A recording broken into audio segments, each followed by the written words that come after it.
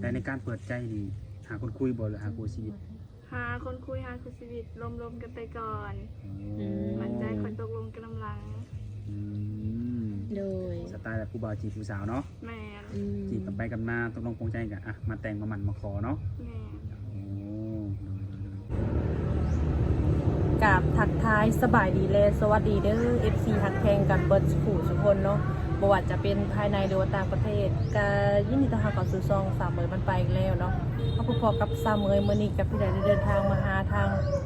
ผู้สาวโสดเนาะกระเจิงมาทางสามเมยนี้ได้แต่ทำทางน้องเพิ่นก็ถือว่าโดนนานเลยเนาะมื้อนี้มีโอกาสก็เลยได้เข้ามาหาทางน้องเพิ่นเพราะว่าน้องเพิ่นนี่หายทางสามเมยอัปเดต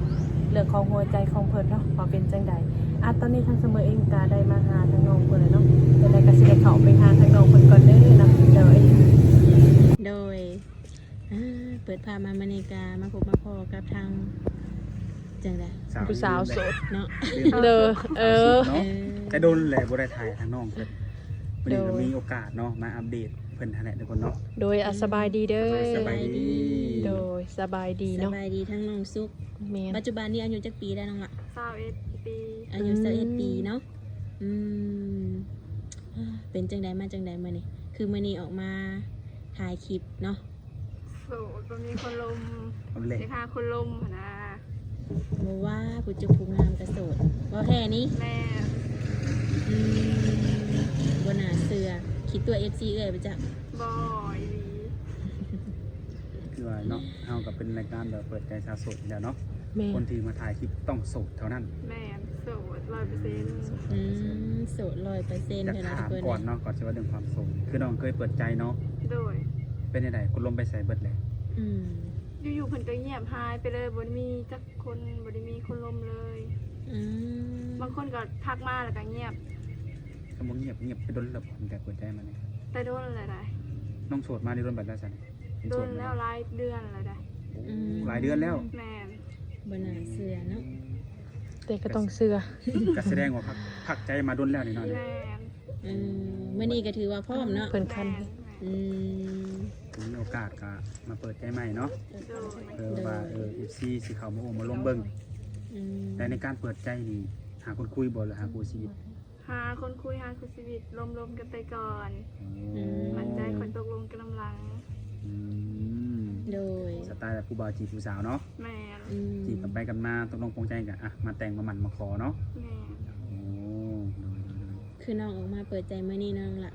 มักผู้บ่าวทางใดซะน้องทางใดก็ได้เบิดเลือกอายุเพิ่นเด้อายุกลางประมาณ70ลงมา70ลงมาเนาะ35 70แม่ก็แล้วแต่บุคคลที่สิเข้ามาลมเนาะซั่นเนาะถ้าลมกันแล้วเข้าใจก็สามารถลมได้เนาะโดยคือมักผู้บ่าวรุ่นใหญ่แท้น้องล่ะก็เพิ่นเข้าใจเฮาหลายกว่าวัยรุ่นอีหยังหั่นน่ะผู้ใหญ่เข้าใจกว่า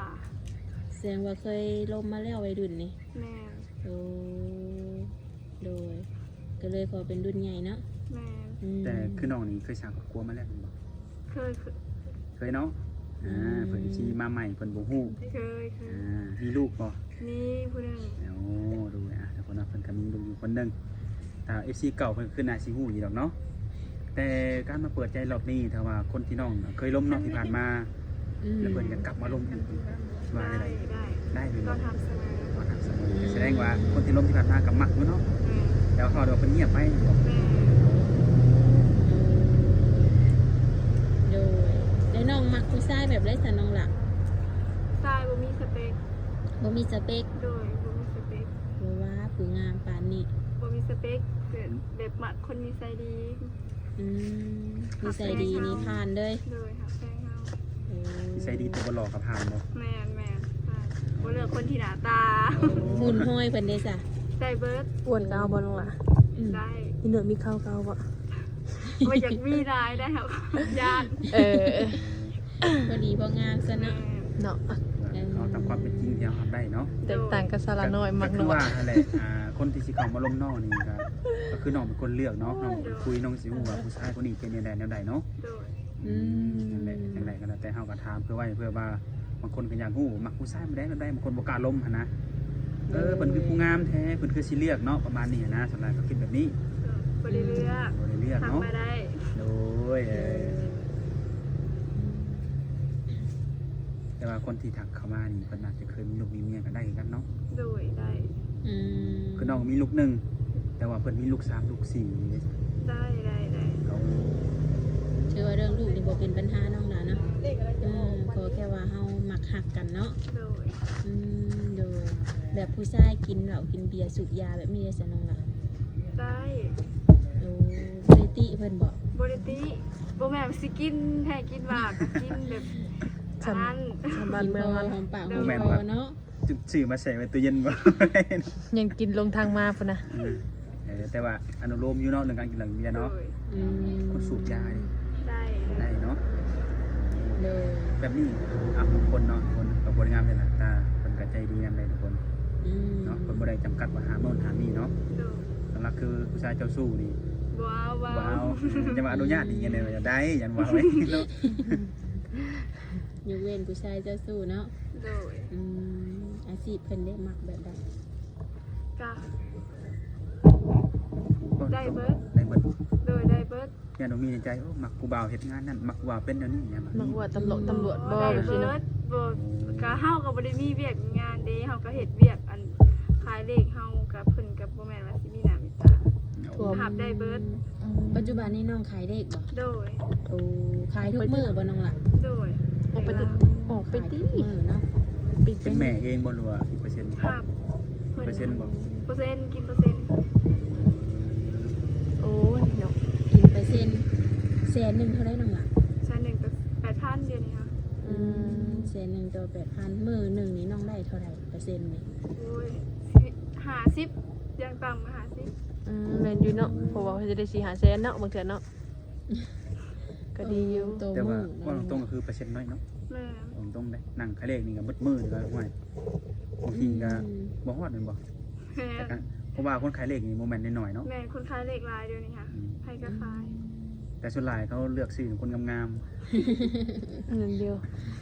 แม่นแหละ ๆแสดงผู้บ่าวในบ้านนี่บ่หลายเนาะ บ่มี อ่าโดย